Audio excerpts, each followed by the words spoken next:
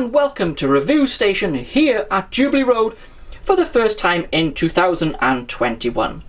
Today we are looking at the long-awaited Bachmann GWR 94XX. Now these really have been a long time coming, haven't they? You can get these model in 4 different variations. You can get 2 British Rail Black, you can get 1 GWR, those 3 are in the main range, and then you can get 1 from Locomotion Models, which is a limited edition, and it's in GWR livery with polished metalwork. The example I have here is in the British Rail Black, and it's number 9479 DCC sound fitted. So just a couple of technical things before we get to the model. These all come with pre-fitted speakers. It does need a Next 18 DCC decoder if you bought one of the DCC ready ones. It has all-wheel pickup, a coreless motor, we'll get to that a bit later, fantastic detail all over, and it is a very weighted model, really great weight on this, and it really needs it to perform well. So in the box then we do get the locomotive, we do get some paperwork here. We're not going to look all through that because, well, we don't need to. This is the owner's manual, and you do have a sound manual as well, because obviously this is the sound fitted version. We do have our parts bag here, which comes with separately fitted pieces which you can fit onto your model, and also I believe that's a blanking plate just there if you wish to return it to DCC. And then in the last bag we do have some etched pieces. We have the etched not nameplates, they're numbers, keep saying that, and then we also got the maker's plate etched there, which you can fit on. I would advise using black tack to fit them onto your locomotive if that's what you want to do.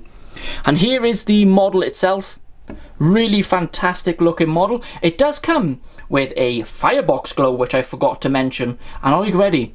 Look at that copper top chimney there. Oh, that's looking really fantastic. So let's have a look at the details and then run the model and see how it goes. So the detail on this model then is to an extremely high standard, and so it should be, considering how long we waited for the locomotive. So at the front then we do have sprung buffers. Let me just show you there. We do have sprung buffers both sides. That's a really nice touch. We have the number there printed, and we have the shed plate there as well. We do have a separately fitted smoke box door dart and a nice separately fitted handrail. We do have lamp irons, and we do have some hoses pre-fitted along with some location holes where the extra detail would be fitted. We do have a small slimline tension lock coupler there at the front, which is easily removable, so you can take that off and fit extra detail if that's what you wish to do. We do have another lamp iron at the top of the smoke box then, and that really lovely copper top chimney looks fantastic. No plastic rubbish on this model. That really does stand out, and it's a fantastic feature on this model. Here is the underframe detailing on the locomotive, and as you can see, well, it is really quite impressive. You can see daylight under there. Sorry guys, I am doing this freehand, and you got a maker's plate there on the wheel splasher. The underframe detail is just so good on this model, as you can see. We do have the British Rail logo there, and as we come towards the cab area, plenty of rivets to speak of, and we do have the number again, which is 9479, and that's where you can put your extra detail. If you just zoom out slightly, we go to the frames. You got the brake rodding pre-fitted on the model, and then we got the wheels and motion as well, done to a very, very high standard. And obviously we got handrails and all that kind of stuff on the model as well.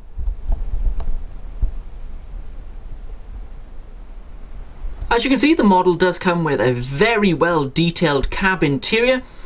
Plenty of gauges, and there you can see the reverser just there and the regulator.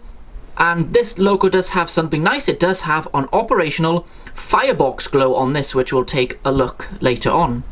And then at the back of the model we got loads more detail to speak of.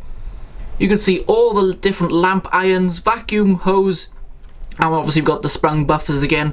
And if we go up, we do have these slats there over the rear windows. we just make our way up onto the roof. We've got plenty of detail. Again, that lovely copper top chimney, I love that. We got the whistle just there with the pipe running to it, which is really nice. So this is a really, really smart looking locomotive. So I think the next thing is, let's get this very, very nice locomotive on the track. We are now on the main layout itself to see how this locomotive performs. Now, unusually, I have run the model before filming this video. The reason is because this is the second one I've had of these. The first one was a very, very poor runner. No idea why, was just incapable of running properly at all, which isn't good. So this is the second version I've had, so I have had to test it. So what we're going to do, we're going to give the model a run, and we're obviously going to have a quick look at the sound itself. Now the sound is actually rather nice. You probably would benefit from a speaker upgrade if you do have the DCC sound fitted versions at a later date, if that's what you want to do. It does go all the way down to function 21. We have a number of different functions. We have two different whistles, a high and a low one, because Great Westerns do have two whistles, believe it or not. We do have cylinder drain cocks, heavy modes, guard whistle. We got coal shoveling, which operates with the firebox glow. We got shunting mode, we got coasting, safety valves, all the rest of it. It is a really nice selection of sounds. So let's have a listen and run the model.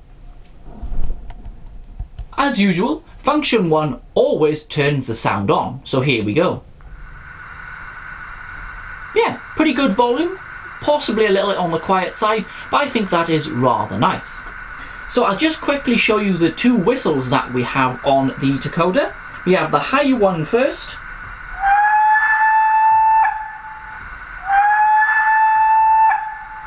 Now that plays for as long as you want, so that is a playable whistle. And then we go down to another function which has the low whistle, so have a listen to this.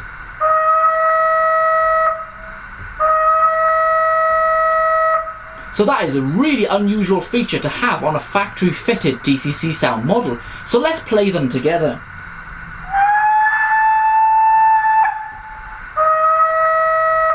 I absolutely love that feature. That really is quite something. And then obviously you've got a load of sounds on there for you to choose from. Let's run the model now. I'm going to go in reverse. I am running the model on 128 speed steps. So let's set off and see what it's like.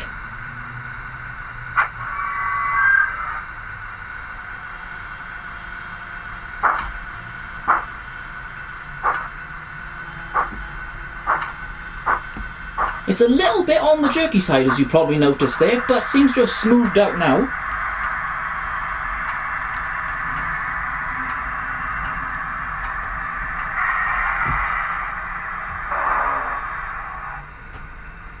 You can hear the sound there working really well.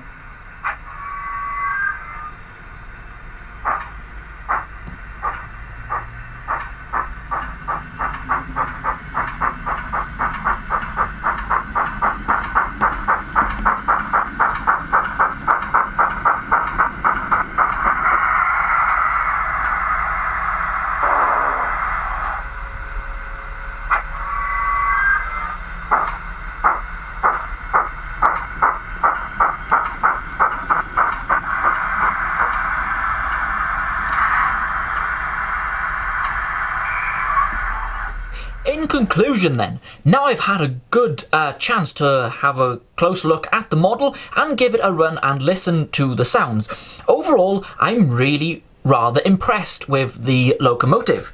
Now, I think Bachmann, in looks wise and quality wise, have absolutely smashed it with this locomotive. Well, so they should have, it's taken them long enough. But yeah, it's such a quality feel to the locomotive when you're picking it up. It really is a lovely weighted model. It's got a lot of weight to it, so I don't think anyone's going to have any traction problems whatsoever on any inclines or I would imagine this would easily pull possibly 10 Mark 1s round someone's layout. I would imagine it will. Obviously, I'm going to do a running session with this loco in the near future, so we can do a few tests like that. The running quality is not quite there. Now, I believe that might be something to do with the coreless motor they've decided to put in it. In my opinion, yeah, that possibly was a mistake. To be honest, they should have just put a standard 5-pole motor in it. Stick to what you know they run just fine. So I don't know why they put a coreless motor in it. I don't know. As you'll see in the running session clips coming up, it does seem to speed up and slow down all by itself while it's running around the layout. Now that's a little bit odd. I don't know if something to do with feedback controllers and not having feedback, but I don't know if that applies to me, because obviously, as you know, I'm running it on DCC. Let me know, because I have absolutely no idea why it's doing that. And as I said, this is the second one now I've had, and they both did the same, which is a little weird. But anyway, overall, I think it is, yeah, it's a top-class model, and just look at it. It's a looker, isn't it, really, I think you could say. So, out of 10 then, I am going to give it 8.5. It's just that running that knocks that mark and a half off there, to be honest. If it was perfect runner, I'd give it 10 out of 10. Easy for me to do. So when it's running around the layout, keep your eyes out for the fantastic firebox glow. Really a lovely feature. You'll see that in operation while it's running around the layout, including the sounds as well. So there we go. That was my review on the new Bachmann 94XX. Let me know if you do have one, and let me know your thoughts in the comment sections below. And I would recommend the model. It is really a great looking locomotive. I'll be back then here at Jubilee Road with loads more railway content for you, and enjoy these few clips of it running around Jubilee Road. Bye everyone.